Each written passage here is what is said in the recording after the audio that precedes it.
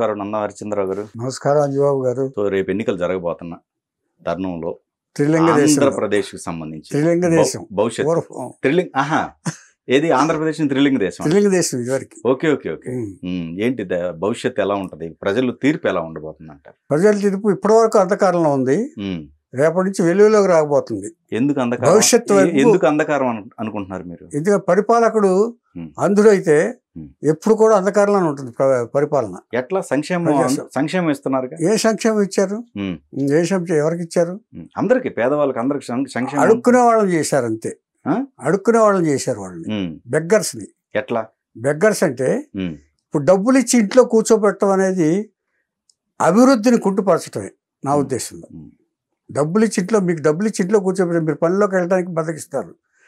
ఇవాళ కాకపోతే రేపు, రేపు కాకపోతే వెళ్ళండి, ఒక 10 రోజులన్నా బతికించి ఇంట్లోనే కూర్చుంటారు. అప్పుడు ఆ ప్రోడక్ట్ ఏమైపోతుంది? మీకు ఆగిపోతుంది కదా, అభివృద్ధి ఆగిపోయినట్టేగా.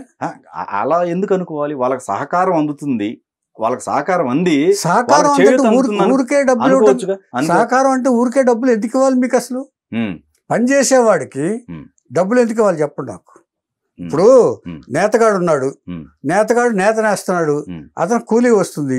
ఇప్పుడు ఈ డబ్బులు ఇవ్వగానే మగ్గానికి 24,000, నెలకు 2,000 ఇవ్వగానే అతను రేపు వెళ్ళొచ్చులే, రేపు నేసుకోవచ్చులే అని కూర్చుంటున్నాడు. తర్వాత కూలోడు ఉన్నాడు, కూలిగోడు ఎందుకు 2,000 వస్తున్నాయి కదా, రేపు వెళ్ళొచ్చులే అని ఊరుకుంటాడు. సో అతను పనిచేసే పని ఆగిపోతుంది కొన్నాళ్ళైనా. ఇప్పుడు తర్వాతనే వెళ్తాడు అవసరాన్ని బట్టి, అంటే 2,000 చాలినప్పుడు వెళ్తాడు.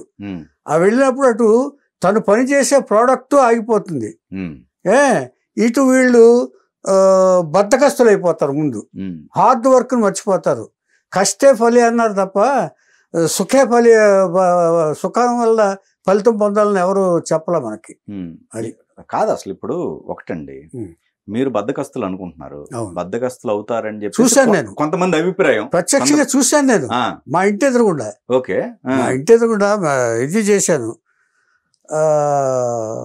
ఎలాంటి వాళ్ళకి ఇస్తున్నారంటేనండి, వీళ్ళు మా ఇంటి ఎదురుగుండా వీవర్స్ ఉన్నారు. వీవర్స్ ఉంటే ఏం చేస్తారంటే, డబ్బులు ఇస్తాడు అని తెలియగానే ఒక గొయ్యి తీసేసి ఒక దీన్ని తీసుకొచ్చేసి ఇన్స్ట్రుమెంట్ని తీసుకొచ్చేసి పెట్టేసి ఇదిగోనండి అని చెప్పి మా ఇన్స్ట్రుమెంట్ రాయించేసుకున్నారు. ఒకే ఇంట్లో ముగ్గురికి వస్తున్నాయి అంటే 75,000 ఒకే ఇంట్లో. కొడుకు పేరుని ఆ అమ్మాయికి వర్క్ రాదు, కోడలకి. నేను ప్రత్యక్షంగా చూసి చెప్తున్నా, చూసింది. ఆ అమ్మాయి పేరు రాయించారు. కాసేపు అలా ఇదేదో చేస్తారు కదా, అది చేసి ఆ అమ్మాయి చూపించింది ఒకసారి వాళ్ళకి, వచ్చిన వాళ్ళకి, రాసుకుని వచ్చిన వాళ్ళకి. ఇటొకటి 3 గోతులు తవ్వి 3 పెట్టేశారు. 75,000 ఒకే ఇంట్లో ఒక గుడిసెలో వస్తుంది. మరి దీన్ని ఏమంటారు? సజావుగా ఇది మిస్యూజ్ అవటం. అన్ని మిస్యూజ్లే, దాదాపు అన్ని మిస్యూజ్లే. హౌ హీ ఈస్ గివింగ్ చెప్పండి ఒకసారి. అంటే కాదండి, ఇప్పుడు వాళ్ళకి చేయూత ఇవ్వటం, పేదవాళ్ళకి చేయూత కల్పించడం అనేది ప్రభుత్వాల బాధ్యత. సో కొంచెం ఎక్కువగా మోర్ యాక్టివ్ గా దానికి సంబంధించిన చేయూతను కలిగిస్తూ రకరకాల వృత్తులకి సహకారం కల్పిస్తూ ప్రభుత్వం నిర్ణయం తీసుకుంది. వృత్తులు సహకారం చేయించడం అంటే, నేను అనేది మీరు వృత్తులకు సహకారం చేయటం, వాడు చేసే వృత్తికి ఏదైనా ఇన్స్ట్రుమెంట్ కావాలంటే సప్లై చేయండి, లేకపోతే స్థలం కావాలంటే సప్లై చేయండి, ఏదైనా కొనుక్కోవాలంటే మెటీరియల్ కావాలంటే సప్లై చేయండి. అంతే డబ్బులు ఇవ్వటం ఏంటండి? డబ్బులు ఇవ్వటం వాట్ డస్ ఇట్ మీన్? డబ్బులు ఇస్తే అట్లయినా డబ్బులు ఇస్తే కొనుక్కుంటారేమో వాళ్ళు, కొనుక్కుంటారు. ఎందుకు కొనుక్కుంటారు సార్? డబ్బులు ఇస్తే ఎందుకు కొనుక్కుంటారు? ఎవరో కొనరు. నేను చూశాను, ప్రత్యక్షంగా చూశాను, ఎవరో కొనరు. డబ్బులు ఇస్తే ఒకళ్ళు ఫ్రిడ్జ్ కొన్నారు అదే వీధిలో, ఒకళ్ళేమో మంచం కొన్నారు. ఇది అప్పటి వరకు మంచం లేదు, ఫ్రిడ్జ్ లేదు వాళ్ళకి, మంచం కొన్నారు. ఒకళ్ళేమో స్కూటర్ కొన్నారు. ఏది? వాడు రోజుకి 400 రూపాయలు కూలి వెళ్ళేవాడు అతను, నాకు తెలిసి. నేను మరలా నెక్స్ట్ ట్రిప్ ఊరికి వెళ్ళేటప్పటికి స్కూటర్ కొన్నాడు. Is it right? కష్టపడి కొనుక్కో, తప్పులేదు. ఇప్పుడు నాకు స్కూటర్ లేదు అప్పటికి, ఏమండి?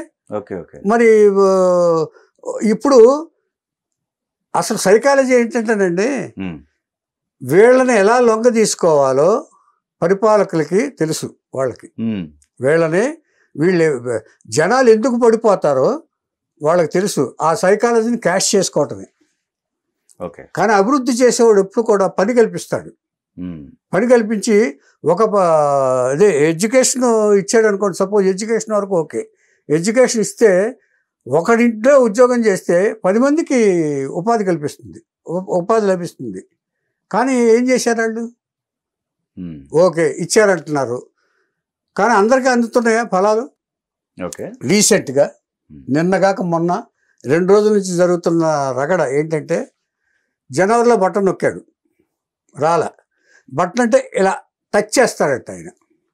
అది చూపించారు, యాక్షన్లో కూడా చూపించారు. ఇలా టచ్ చేస్తే డబ్బులు రాలా. జనవరి 1 తర్వాత ఫస్ట్ వీక్ ఒకటి, సెకండ్ వీక్ ఒకటి, ఫిబ్రవరి ఫస్ట్ వీక్ ఒకటి, మార్చి ఫస్ట్ వీక్ ఒకటి బటన్ నొక్కాడు, డబ్బులు పడలా. అన్నిటి కలిపి ఇవాళ ఇస్తానని ఎలక్షన్ ముందని అనౌన్స్ చేశాడు. What does it mean? దీని సంక్షేమం అంటారా? క్రూయల్ అంటారా? వ్యాపారం వాడుకోవడం అంటారా? ప్రజల్ని మభ్యపెట్టడం అంటారా? ప్రజల్ని ప్రలోభపరచడం అనరా? ఇప్పుడు ప్రభుత్వం డబ్బు, అది గవర్నమెంట్ డబ్బు అయినప్పుడు మీరు ఆ డబ్బుతో ఓట్లు కొంటున్నట్టేగా. ఆ డబ్బుతో ఇప్పుడు సైకాలజీ ఏమైపోద్ది? ఇప్పుడు డబ్బులు పడంగానే ఇవాళ 12వ తారీఖు డబ్బులు పడింది అనుకోండి, మీ మైండ్ ఎలా ఉంటుంది? అయ్యో మా జగన్ డబ్బులు ఇస్తాడు, జగన్కే ఓటేయాలని చెప్పి మైండ్ సెట్ మారిపోతుందిగా. సో అందరికీ సమాన న్యాయం కావాలనుకున్నప్పుడు, అందరికీ సమానంగా ఉండాలనుకున్నప్పుడు ఇవంతా అరాచకం కాదా అంటా నేను. మీకు అనిపించట్లేదా? ఎవరికైనా ప్రజలకు అనిపించట్లేదా? పోనీ జగన్ అన్నే మా నమ్మకం అని అంటున్నారే, మరి ఈ నమ్మకాన్ని వమ్ముపరచడం కాదా ఇది? జనవరిలో వేశానని చెప్పి, ఫిబ్రవరిలో వేశానని చెప్పి, మార్చి 14 వేశానని చెప్పి ఆ 4 నెలలు వెయిట్ చేసి 5వ నెలలో ఎలక్షన్ ముందు వేయటం అనేది మభ్యపరచడం కాదా, వమ్ముపరచడం కాదా? అది నమ్మకమా? చెప్పండి. అసలు ఓవరాల్గా పరిపాలన ఎలా అనిపించిందండి మీకు? వరస్ట్గా ఉంది. ఎందుకంటే నాకు 1500, నేను చెప్తాను మీకు, నాకు ఇల్లు కట్టాను నేను ఒకటి మా ఊళ్ళో బందర్ దగ్గర. కట్టి 1500 ట్యాక్స్. ఈయన వచ్చాడు 6000 వచ్చింది. ఇప్పుడు అది అంటే ఈయన వచ్చిన ఇప్పుడు 6000, ఇప్పుడు 9000. అది సంవత్సరానికి 15% పెంచుతున్నాడు. సంవత్సరం పెంచారని ట్యాక్స్లు ఎప్పుడన్నా పెంచారా? మన పాత గవర్నమెంట్లు ఎప్పుడన్నా పెంచారా? చెత్త పన్ను. సో ఇప్పుడు మీరు మిడిల్ క్లాస్, ఒక్క నిమిషం, మీరు మిడిల్ క్లాస్, అవును, ఓసీ కదా. సో మరి మీ ఓట్ బ్యాంకు స్ప్లిట్ అవుతా ఉంటది, మీలో యూనిటీ లేదు. సో కాబట్టి ఇప్పుడు ఇక్కడ ఓట్ బ్యాంక్ రాజకీయమే జరుగుతుందండి రాష్ట్రాలకు సంబంధించి చూసుకున్నట్టయితే. ఇప్పుడు మీలో యూనిటీ లేదు కాబట్టి మీ అందరు ఇట్లా ఉన్నప్పటికి కూడా ఒకే మైండ్ సెట్ తోటి ఓటేయగలుగుతారు. రేపు యూనిటీ ఉండదుగా. మరి అప్పుడు ఓకే, వాళ్ళు ఇప్పుడు ప్రభుత్వం ఏం కావాలో దానికి సంబంధించి చేసుకుంటుంది స్ట్రాటజీ ప్రకారం. అది కాదుగా మనకు కావాల్సి. ఇంతకు ముందు ప్రభుత్వాలు ఇది తీసుకురాలేదు కదా, ఈ వేరియేషన్ తీసుకురాలేదు కదా. కరెక్టే. ఇంతకు ముందు ప్రభుత్వాలు మన స్వాతంత్రం వచ్చిన తర్వాత, అంతకుముందు కాంగ్రెస్ గవర్నమెంట్ లో ఉన్నప్పుడు ఓసీలోనే కదండి అసంతృప్తి. ఓసీలకు సంబంధించిన ఓసీలు కాదు, బీసీలు కాదు, అందరిలోనే ఉందండి. అందరిలో ఉంది. ఇప్పుడు వినండి మీరు, ఒక్కసారి ప్రజావాణి వింటే తెలుస్తుంది. మనం ఇక్కడ 4 గోడల మధ్య కూర్చుంటే ఏం తెలుస్తుంది? ఏమండి, ఎవరికి ఉపయోగపడ్డాడు అంటే ఆయన, ఎవరికి ఉపయోగపడ్డాడంటే ఇప్పుడు ప్రభుత్వ సొమ్మంతా యాడ్లకి, ఒక యాడ్ వేస్తే ₹1,00,000. ఎందుకంటే పేపర్ ప్రతి సచివాలయంలోనూ సాక్షి పేపర్ కొనాలని చెప్పి దానికి ₹200, నెలకి ₹300 చేసి అదంతా సాక్షికి మరలించటం, దాన్ని ఏమంటారు? Is it right? ఇప్పుడు నీ చేతిలో అధికారం ఉంది కదా అని చెప్పేసి అది సంక్షేమం అంటారా? ఎవరి సంక్షేమం? సరే, ఒక దరిద్రపు సలహాలు ఇచ్చే సలహాదారుడికి కొన్ని కోట్లు సమర్పించడం సంక్షేమం అంటారా? 1000 బటన్ నొక్కి డబ్బులు పడని దానికి లక్షలు ఖర్చు పెట్టి యాడ్లు వేయటం, ప్రభుత్వ డబ్బు దుర్వినియోగం చేయటం సంక్షేమం అంటారా? సరే ఓకే, సంక్షేమం. Where do you get income? అదే ఇప్పుడు మీరు ట్యాక్స్ కట్టారు ఇంటి, ఏది మీరు ట్యాక్స్ కడుతున్నారుగా మరి అప్పుడు లేదే, అప్పుడు ఆ ట్యాక్స్ లోనే అడ్జస్ట్ చేసేదే. అదే ఇప్పుడు మరి ఇప్పుడు మరి 10% ఉండవలసిన ట్యాక్స్ ని 50% పెంచితే ఎందుకు ఇవ్వు డబ్బులు మీకు? ఇప్పుడు మరి సంక్షేమం ఇవ్వాలంటే ట్యాక్సులు పెంచాలి కదా, మరి ఎక్కడి నుంచి తీసుకొచ్చి ఇస్తారు ట్యాక్సులు? అంటే ఈ 5 ఏళ్లలోనే తెలిసి వచ్చిందా? ఇంతకు ముందు చేయలేదు ఎవరు? కాదు, మీరు అంటున్నారు కదా ఇప్పుడు 9,000 దాకా నేను ఇంటి పన్ను కడతాను అన్నారు. అవును, ఎక్కడ 1,500 ఎక్కడ 9,000? అంతకుముందు కట్టారు కదా, అంతకుముందు రాజ్యాన్ని సుభిక్షంగా పాలించారు కదా. ఓకే, అంతకుముందు పాలించారుగా. ఈ 1,500 ట్యాక్స్ తోటే వేశారు కదా. అంతకుముందు సంక్షేమాలు లేవు అంటున్నారు కదా, ఇప్పుడు సంక్షేమాలకే పెద్దపీట. సంక్షేమాలు ఎందుకు లేవు సార్? అక్కడ ఆయన ఇచ్చాడు కదా, డ్వాక్రా మహిళను ఓపెన్ చేసింది చంద్రబాబు నాయుడు గారే, రోడ్లు వేసింది చంద్రబాబు నాయుడు గారే. విజయవాడ రోడ్డు మీరు చూసారా? మీరు విజయవాడ బందరు ఒకటండి, విద్య వైద్యం ఈ రెండు సజావుగా సాగుతున్నాయి కదా. ఏది ఇప్పుడు ఆంధ్రాకి సంబంధించి ఎక్కడ సాగుతున్నాయి సార్? ఓటీలకు ఇది అంటారు, దాన్ని ఏమంటారు, అవుట్ పేషెంట్ ఓపీ సీట్లు కూడా సరిగ్గా రావట్లేదంట ఆరోగ్యశ్రీకి. అవి కంప్లైంట్లు. ఇప్పుడు మనం ఇక్కడ కూర్చుని ఏం చేస్తున్నామంటే వాళ్ళు చెప్పిన మాటల మీద మనం ఇన్ఫ్లుయెన్స్ అవుతున్నాం. ఇన్ఫ్లుయెన్స్ అయ్యి మనం ఏం చేస్తున్నాం అంటే అదే ఇప్పుడు ఇవన్నీ చూపించేసి ఇప్పుడు నేనైనా చూపిస్తాను మీకు.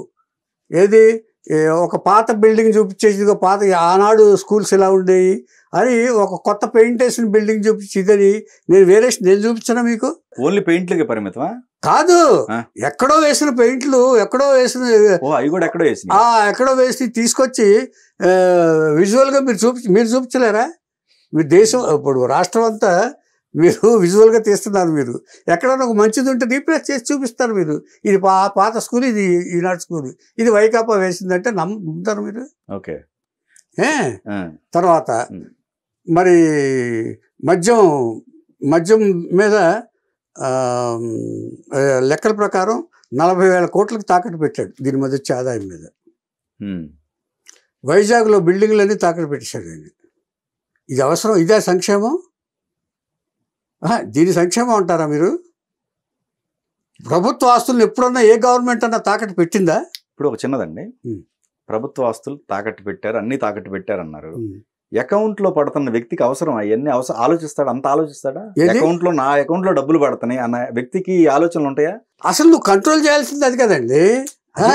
రేపు రాష్ట్రం ఎవరు కంట్రోల్ చేయగలుగుతారు?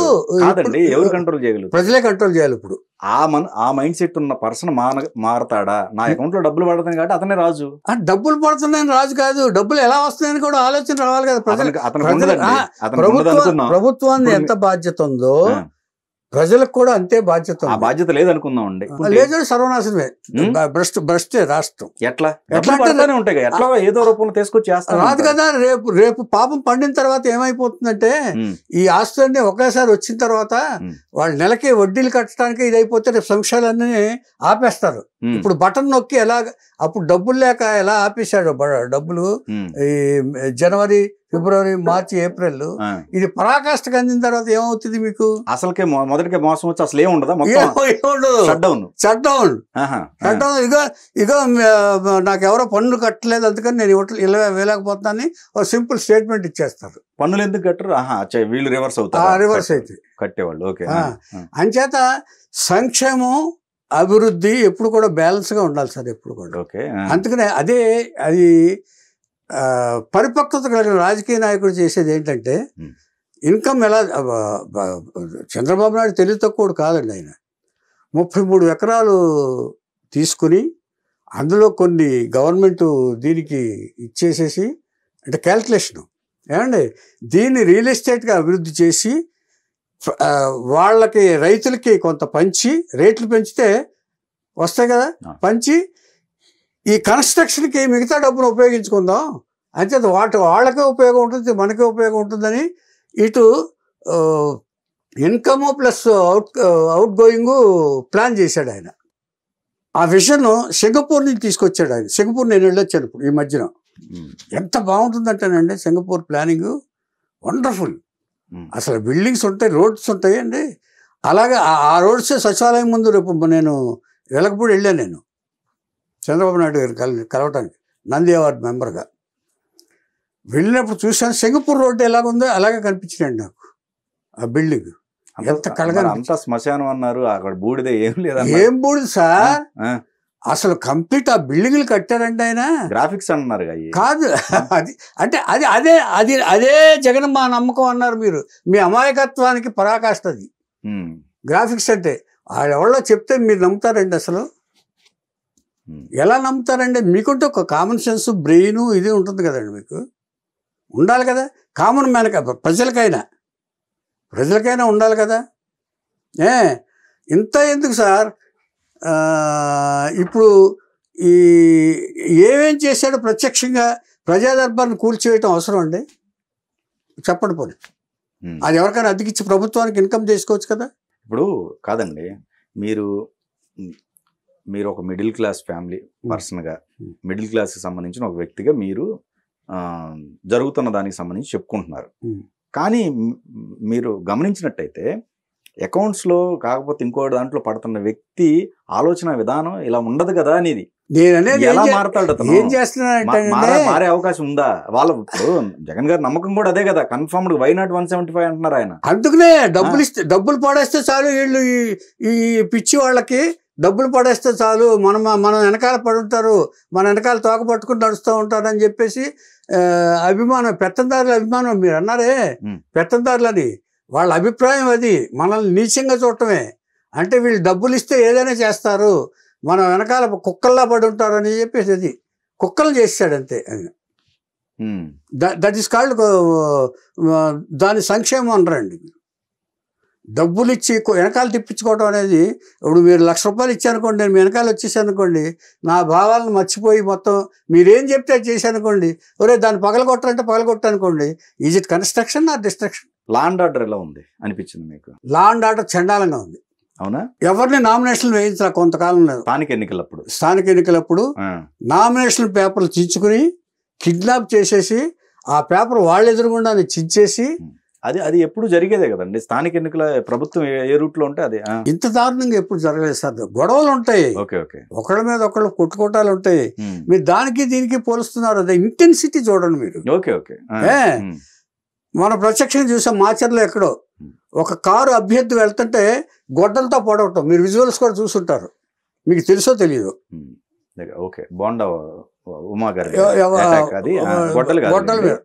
సరే, లేకపోతే పరుగులతో, లేకపోతే కార్లు బద్దలు కొట్టడం.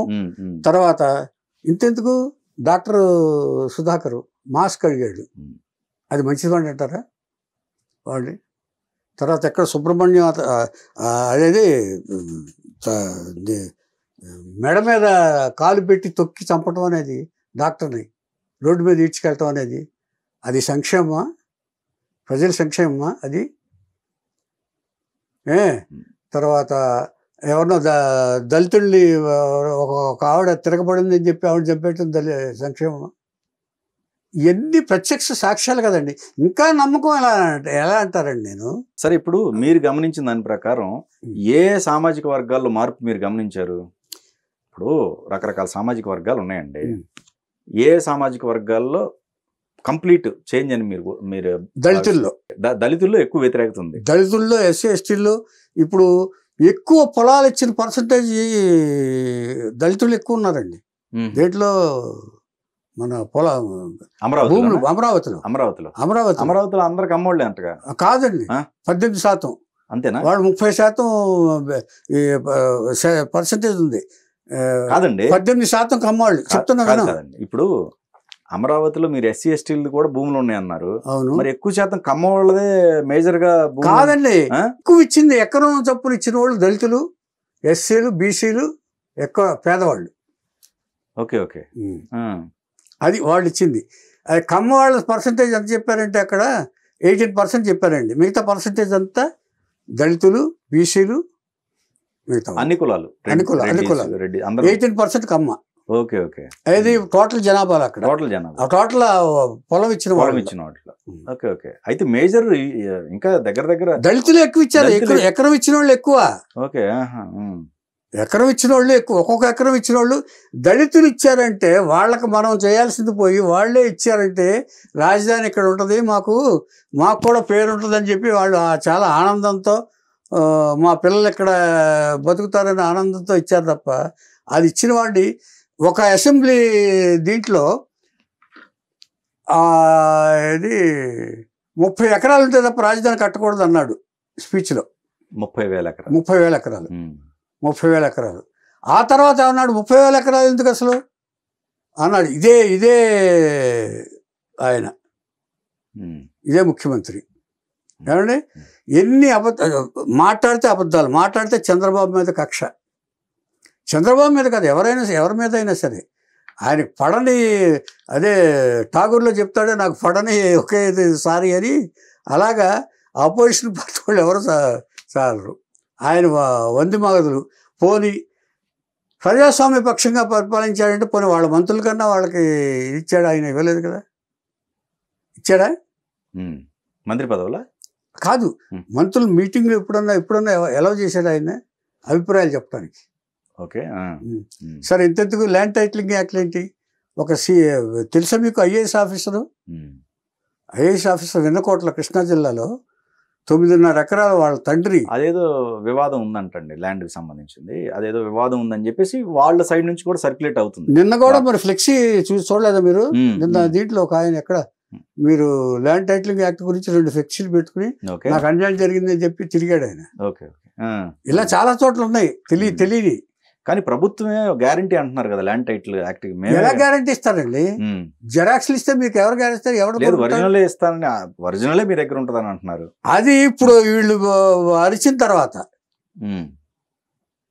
ముందు ప్లాన్ తెలియదు కదా, ముందు చెప్పింది అదే కదండి. వాళ్ళ దగ్గర టైటిలింగ్ ఆఫీసర్ ఎవడండి? Who is he? ఇప్పుడు ఆఫీసర్ దగ్గరికి వెళ్తాం, అతను ఆ పార్టీ మనిషి, మన వింటాడా? మీ మాట వింటారా? నా మాట వింటారా? లేకపోతే ఎవడి మాట అన్నా వింటారా? చంద్రబాబు నాయుడు గారి మాట వింటాడా? పోనీ ఐఏఎస్ ఆఫీసర్గా దిక్కులేదు, సీఎస్గా పనిచేశాడంట ఆయన, చీఫ్ సెక్రటరీగా. ఆయనకే దిక్కులేదు మ్యూటేషన్ చేయమంటే. ఇది అన్యాయం కదా. అంటే 28 స్టేట్స్ చెయ్యింది, నువ్వెందుకు చేయాలి? రిజెక్ట్ చేసింది. కొత్తగా ఆలోచిస్తున్నారండి. కొత్తగా 3 రాజధానులు, ఇప్పుడు 28 రాష్ట్రాల్లో 3 రాజధానులు లేవు, ఇక్కడ ఇంప్లిమెంట్ చేస్తారు, కొత్తగా ఆలోచిస్తున్నారు. అవును, దానివల్ల ప్రయోజనం ఏంటి? కొత్తదనం. పేదవాళ్ళు వెళ్ళాలంటే రాజధానికి వెళ్ళాలంటే, సమస్యలు తీర్చుకోవాలంటే ఈ 3 రాజధానులు తిరగాల. కోర్టుకు వెళ్ళాలంటేనో అక్కడికొకటికి వెళ్ళాలి. రెవెన్యూ విషయాలు తీసుకోవాలంటే, ప్రజా బాధలు తీర్చుకోవాలంటే ఇంకో చోటకి వెళ్ళాలి.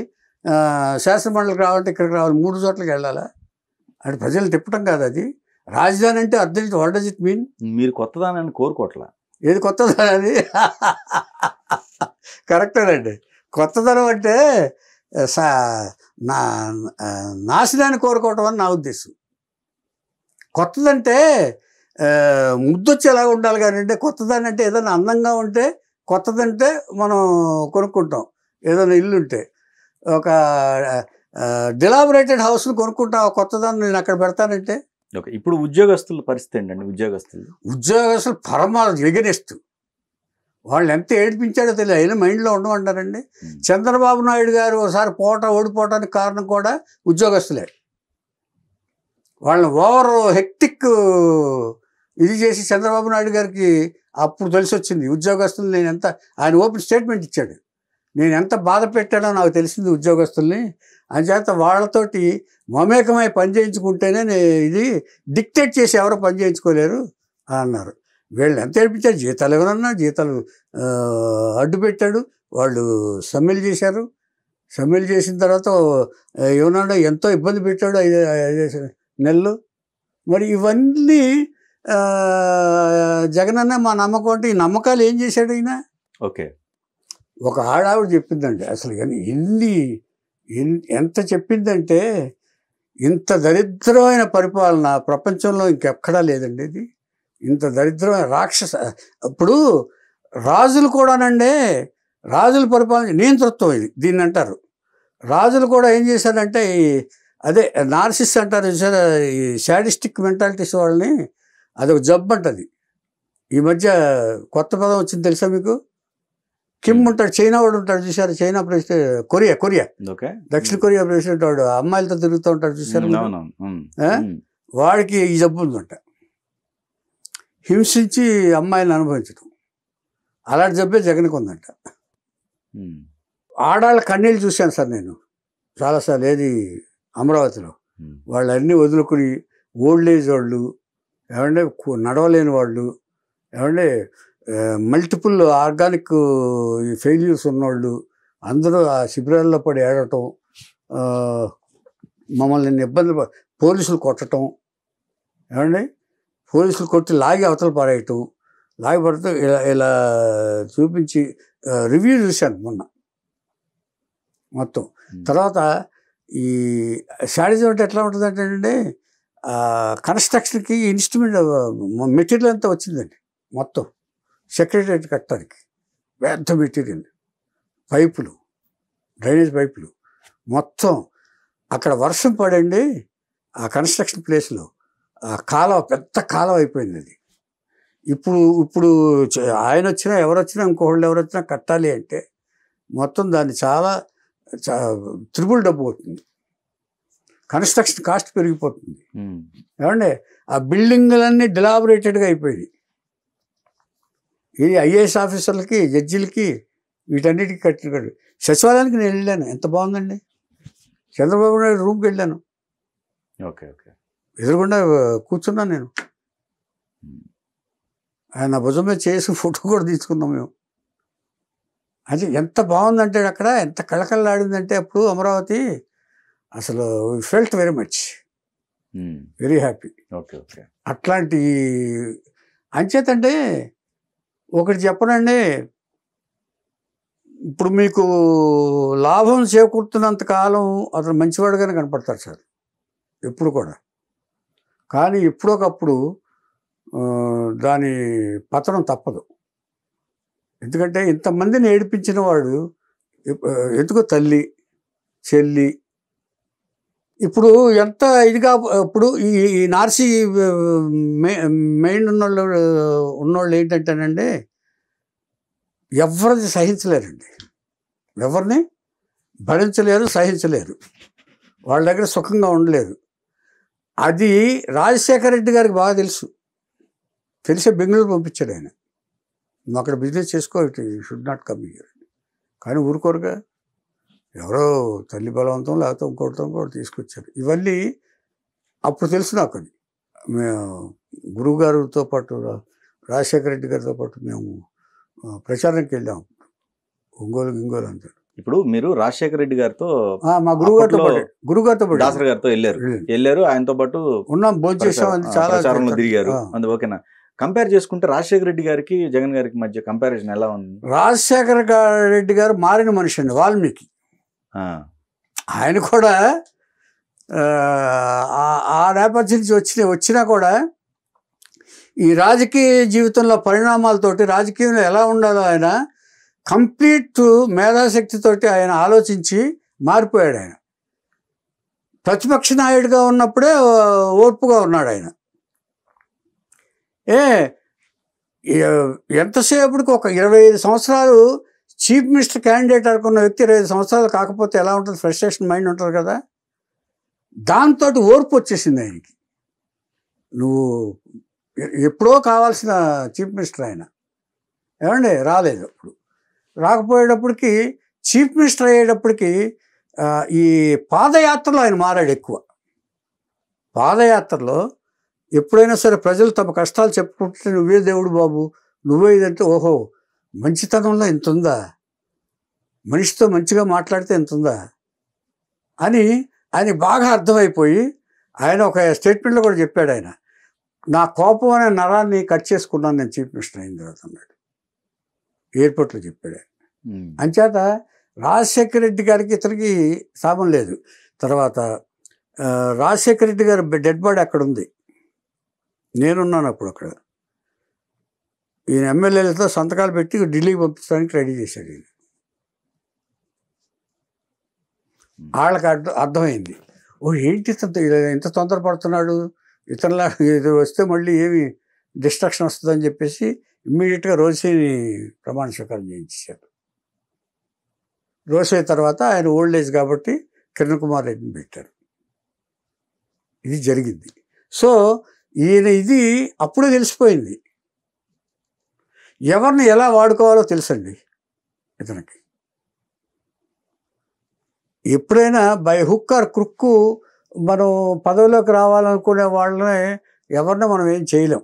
3 పార్టీలు ప్రధానంగా, అటు బీజేపీ కావచ్చు, టీడీపీకి సంబంధించి జనసేన, 3 పార్టీలు కలవాలా ఒకళ్ళు నోటించడానికి? కావాలి. ఎందుకు? ఎందుకంటే ప్రస్తుతం బలవంతుడు జగన్ ఎటు చూసుకున్నా అధికారంలో ఉన్నాడు. ప్రస్తుతం అధికారంలో ఉన్నాడు. అధికారంలో ఉన్నప్పుడు ఏమైనా చేసి కిందసారి మీరు జెన్యున్గా గెలిచాడు అనుకుంటే పొరపాటే. 151 సీట్లు 150 సీట్లు వచ్చినాయంటే ఇంపాసిబుల్. అది ఎంత మ్యాక్సిమం ఇదైనా కూడా అది రావడం కష్టం. సో అది మోడీ గారికి చంద్రబాబు ఆయన మీద ఉన్న దొబ్బులేగులు మొత్తం ఇవన్నీ వర్కౌట్ అయ్యి అతనికి రైట్ హ్యాండ్ అయ్యి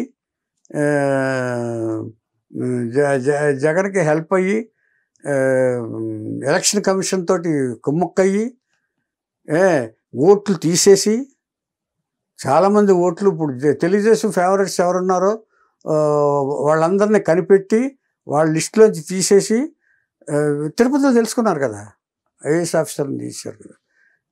ఇన్ని జిమ్మిక్కులు చేస్తే గెలిచాడు. ఇప్పుడు కూడా చేయడానికి నమ్మకం ఏంటి? ఇన్ని చేసినా అతను చేయలేదా? అందుకని ఇప్పుడంటే కొంచెం ఇప్పుడు డెఫినెట్గా చంద్రబాబు స్ట్రాటజీ అదే. ఇప్పుడు తనకి సింగిల్గా సపోర్టు కొంచెం తక్కువగానే ఉంది ఇప్పటికి. ఇప్పుడు చంద్రబాబు కూడా వచ్చేవాడు కదా ఇప్పుడు జైలుకి వెళ్ళకపోతే. జైలుకి వెళ్ళటం అనేది చంద్రబాబు గారికి అడ్వాంటేజ్. ఎందుకంటే అప్పుడు ఆయన మీద అభిమానం అంతా, అభిమానులందరూ బయటకు వచ్చారు. ఇప్పుడు ఈ సపోర్ట్ చూసిన తర్వాత మిగతా పార్టీలకు కూడా ఓహో చంద్రబాబు గారికి ఇంకా ఉంది అనే ఇది వచ్చింది.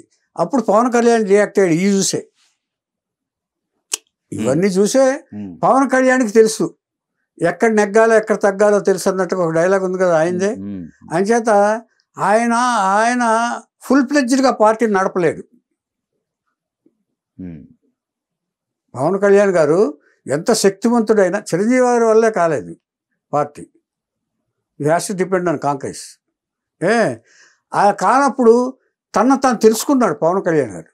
సో ఇప్పుడు ఎవరో ఇంతకుముందు ఎవరితో కలిపామో వాళ్ళతో మళ్ళీ చేరితేనే, ఇప్పుడు సిద్ధాంతాలను విభేదించేంత మాత్రాన మొన్న ప్రజలు నమ్ముతారనుకోవటం పొరపాటు. సిద్ధాంతాలు మనకు మంచి కావచ్చు, మీకు మంచి చేస్తానని చెప్పచ్చు. మన మాటల్ని చేతల్లో డబ్బులు ఇచ్చినంత మాత్రాన 10 మంది రైతులకి డబ్బులు ఇచ్చాం, మనం చేస్తున్నాం, అయినా కూడా ఓడిపోయాంగా కిందసారి. సో ఈసారి గెలవాలంటే పక్క బలం కావాలి, పునాది కావాలి. ఎక్కువ పునాది కావాలి అంటే చంద్రబాబు గారు అనుభవజ్ఞుడు, ఆయన అనుభవం కావాలి. నాకు ఏదన్నా ఇది కావాలంటే అసెంబ్లీలో మాట సాయం కావాలంటే పవర్ ఉండాలి. పవర్ ఉంటే ఒక 4 ఎమ్మెల్యేలు ఉన్నా కూడా మనకు కావాల్సిన ప్రజలకు పనులు చేయించుకోవచ్చు. అలా గ్రాడ్యువల్గా ఈ గ్రౌండ్ నుంచి పైకి ఎదిగిన తర్వాత అప్పుడు ఫుల్ ప్లేజ్. లేకపోతే ఆయన 20 సీట్లు ఎందుకు ఒప్పుకుంటాడు? ఆయన 24 ఒప్పుకునే ముందు 3 సీట్లు మళ్ళీ ఎందుకు తగ్గించుకుంటాడు? So no other way. ఒంటరిగా వెళ్తే నో. ఇప్పుడు అన్నీ కలిసి రావాలి. అలాగే బీజేపీ ఎందుకు కావాలంటే ఈయన ఆటలు కట్టించాలంటే, ఈయన చేసే అరాచకాలు అన్యాయాలు కట్టించాలంటే కొంత మొన్నటి వరకు మోడీ గారు నెవర్ రియాక్టెడ్ అని జగన్, మోడీ గారు కానీ అమిత్ షా కానీ ఇది కానీ. ఆ తర్వాత గ్రౌండ్ రిపోర్ట్ వాళ్ళకి తెలియదు. ఇక్కడ మీరు అడిగారు కదా, సంక్షేమాలు చేస్తున్నాడు అన్నారు కదా, వాళ్ళ పాయింట్ ఆఫ్ వ్యూలో అదే వచ్చింది. వాళ్ళకి ఎప్పుడు తెలిసిందంటే ఈ కాగ్ రిపోర్ట్లు అన్నీ వాళ్ళకి వచ్చినాయి. ఎంత మిస్యూజ్ చేశాడో, సెంట్రల్ ఇచ్చిన డబ్బులు కూడా తన పేరు మీద వాళ్ళకి పంచి, తన పేరు సెంట్రల్ గవర్నమెంట్ ఫండ్స్ని కూడా తనే తీసుకుంటున్నాడు అని చెప్పేసి వాళ్ళకి రిపోర్ట్లు వెళ్ళి. ఇప్పుడు వెళ్ళేవాళ్ళందరినీ డబ్బులు ఇచ్చి వాళ్ళు మేనేజ్ చేసే ఢిల్లీ రిపోర్టర్స్ ఇప్పుడు ఉంటారు కదా, మీడియేటర్స్, వాళ్ళందరినీ డబ్బులతో మేనేజ్ చేసాడు ఆయన. సో అప్పుడు సెంట్రల్ గవర్నమెంట్కి రాంగ్ రిపోర్ట్ వెళ్ళింది, ఎవరైనా ఇచ్చేదే కదా. సో రియాలిటీలోకి వచ్చాడు కొంచెం అయినా, ఒక 50% అయినా. అంచేతంటే మోడీ గారు కూడా తక్కువడం కాదు, ఆయన తలుచుకుంటే మొత్తం ఎవరైనా ఇప్పుడు కేజ్రీవాల్, కేసీఆర్, కవిత అయిపోలా. అంచేత చంద్రబాబు నాయకుడు నమ్మదగిన వాడు అనేది ఒక అభిప్రాయానికి వచ్చాడు. ప్లస్ సిద్ధాంతాలతో ఐ మీన్ చెప్పింది చేయగలిగేవాడు పవన్ కళ్యాణ్ అని ఇతను కూడా తోడున్నాడు. కాబట్టి ముగ్గురు 3 పాజిటివ్ వైబ్స్ కలిసినాయి. కాబట్టి అది అవసరం అని నా అభిప్రాయం. Okay okay. ఇంకేంటంటే ఇప్పుడు ఇతని అరాచకంగా ఎదుర్కోవాలంటే మోడీ లాంటి సపోర్ట్ కావాలి, దన్ను కావాలి డెఫినెట్గా. సో రేపు తీర్పు ఎలా ఇవ్వబోతారంటారు జనాలు? డెఫినెట్గా తెలుగుదేశం పార్టీ కూటమికి డెఫినెట్గా ఇచ్చేస్తారు. ఎందుకంటే ఆల్రెడీ అర్థమైపోయింది ఎందుకంటే ఇదివరకు చంద్రబాబు నాయుడు గారు పసుపు కుంకుమ ఇచ్చినా కూడా చెప్పారు, అది ఈ మధ్యలో పసుపు కుంకుమ ఇచ్చినా కూడా జగన్కే వేశారు ఒక్క ఛాన్స్ అనగానే. అది అప్పుడు ఫ్రెష్, అసలు అతని గురించి తెలియదు కదా, ఏదో చేసేస్తాడు కుర్రాడు, వచ్చేసి మనకేదో చేసేస్తాడని. అసలు మాట్లాడే విధానంలోనే పరమ నీచమైన కక్షపూర్తి ధోరణి, ఉపన్యాసాలు ఇవన్నీ కూడా ప్రజల మనోభావాలకి అప్పటికప్పుడు ఆవేశపడతారు. చూసారా మనం అనగానే, ఎప్పుడన్నా ఏదైనా ఇన్సిడెంట్ చూసామనుకోండి మనకు ఒకసారి ఆవేశం వచ్చేస్తుంది. సినిమా చూస్తున్నాం అనుకోండి, ఏడుపు సీన్ వచ్చింది అనుకో, భావోద్వేగం, ఎమోషనల్ వచ్చిపోతుంది, కళ్ళనీళ్ళు వస్తాయి. అలాంటి సిచ్యువేషన్లో జగన్ గెలిచాడు. గోదావరి జిల్లాలకు సంబంధించిన వ్యక్తి కాబట్టి మీరు, సో అక్కడ ఎలా ఉంటుంది, వేవ్ ఎలా ఉంది? ఈస్ట్ గోదావరి ఇది ఉంది. ఆ తర్వాత ఉత్తరాంధ్రలో మాత్రం కొంచెం వైసీపీ అరకు సైడు అటు బాగా ఎప్పుడు వాళ్ళకి ఎప్పుడు ఇదే ఉంటుంది కొంచెం. ఎంచేదంటే అక్కడ ఈ ధర్మాన బ్యాచ్, బొత్స వాళ్ళు డామినేట్ చేస్తారు అక్కడ. అయినా కూడానండి, ఎన్నొచ్చినా కూడా ఏం చేసి ఈసారి కనుక వచ్చిందనుకోండి, రాష్ట్రం మ్యాప్లో తీసేయండి మీరు.